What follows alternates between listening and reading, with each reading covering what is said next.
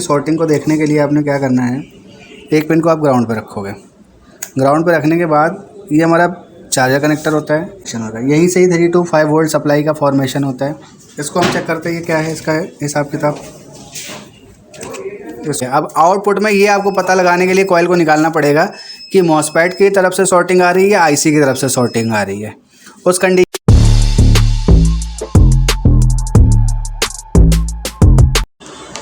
Hello दोस्तों, आपका ABC institute में स्वागत है।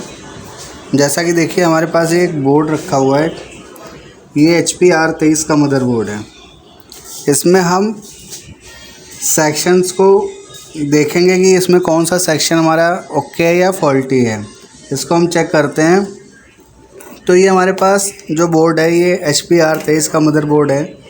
इसमें जो सबसे पहले जो सप्लाई हम चेक करते हैं, अगर आपके पास बोर्ड है तो आप सबसे पहले 19 वोल्ट के सेक्शन को देखोगे। 19 वोल्ट का सेक्शन हमारा ओके है या नहीं है। तो हम इसमें 19 वोल्ट के सेक्शन को एक बारी चेक कर रहे हैं, ये शॉर्ट है या क्या है, उसको चेक करते हैं। तो 19 वोल्ट के सेक्शन की शॉर्टिंग को देखने के लिए आपने क्या करना है, एक पिन को आप ग्राउंड पे रखोगे। ग्राउंड पे रखने के बाद ये हमारा चार्जर कनेक्टर होता है, ये बैटरी कनेक्टर होता है। इन दोनों की सप्लाई जाकर के एक पॉइंट पर मिलती है, उसको हम बोलते हैं कॉमन पॉइंट। कॉमन पॉइंट हमारा एक फ्यूज़ होता है, ये लगा हुआ है। ये हमारा R23 का जो रजिस्टर है, ये हमारा कॉमन पॉइंट है। इसको हम चेक करेंगे कि ये हमारा ओके या फॉल्टी है। तो हम देखते हैं ये 19 वोल्ट का फॉर्मेशन सही हो रहा है या नहीं हो रहा है। यहाँ जो 19 वोल्ट का जो GR आ रहा है वो सही आ रहा है। अभी ये आ रहा है, यहाँ भी आ रहा है। तो ये जो GR आ रहा है इसका मतलब ये कि इसमें सॉर्टिंग नहीं है कहीं। अगर इसमें सॉर्टिंग होती तो बीप आती, और बीप आती तो फिर उस कंडीशन में हम इसको निकाल के चेक करते कि किस साइड सॉर्टिंग है, बैटरी के साइड में सॉर्टिंग है या चार्जर के साइड में सॉर्टिंग है। तो ये अभी 19 वोल्ट तो इसमें मेरे को सही दिख रही है। इसके बाद हम इसका 3-5 का सर्किट चेक करते हैं। ये हमारा 3-5 का सर्किट है। 3 to 5 वोल्ट के सर्किट को जो हम आइडेंटिफाई करते हैं उसकी आइडेंटिफिकेशन ये होती है, यहाँ पर आपको 2 कॉइल और साथ में 6.3 वोल्ट के 2 कैपेसिटर भी लगे हुए मिलते हैं। यहाँ पर 2 कॉइल और 6.3 वोल्ट के 2 कैपेसिटर भी लगे हुए मिलेंगे। ये हमारा जो सेक्शन होगा ये 3 to 5 वोल्ट सेक्शन होगा, यहीं से ही 3 to 5 वोल्ट सप्लाई का फॉर्मेशन होता है। इसको हम चेक करते हैं ये क्या है, इसका हिसाब किताब। इसको भी हम देख लेते हैं, ये भी सही है। अब यहाँ पर देखिए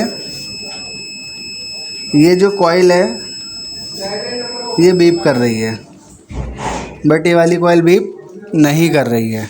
तो यानी कि इस सेक्शन में दिक्कत है, सॉर्टिंग है। अब इसके सॉर्टिंग को हम कैसे चेक करेंगे कि सॉर्टिंग आ किधर से रही है।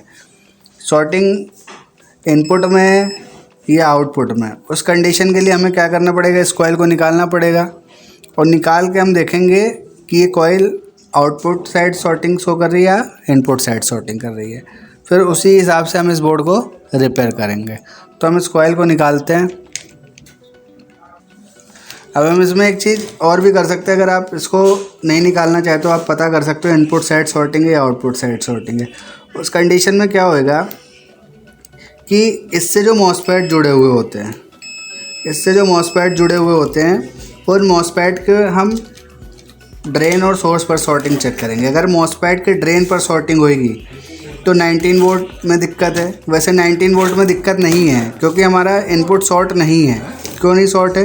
क्योंकि हमारा कॉमन पॉइंट यहाँ पे सॉर्टिंग शो ही नहीं कर रहा है, तो ये इनपुट में सॉर्टिंग नहीं है। ये जो सॉर्टिंग होएगी ये आउटपुट में। इससे भी आप पता कर सकते हो, ये रीज़न होता है। अगर इनपुट में सॉर्टिंग होगी तो 19 वोल्ट आपका शॉर्ट बताएगा, ये आउटपुट में सॉर्टिंग है। अब आउटपुट में ये आपको पता लगाने के लिए कॉइल को निकालना पड़ेगा कि मॉसफेट की तरफ से सॉर्टिंग आ रही है या आईसी की तरफ से सॉर्टिंग आ रही है।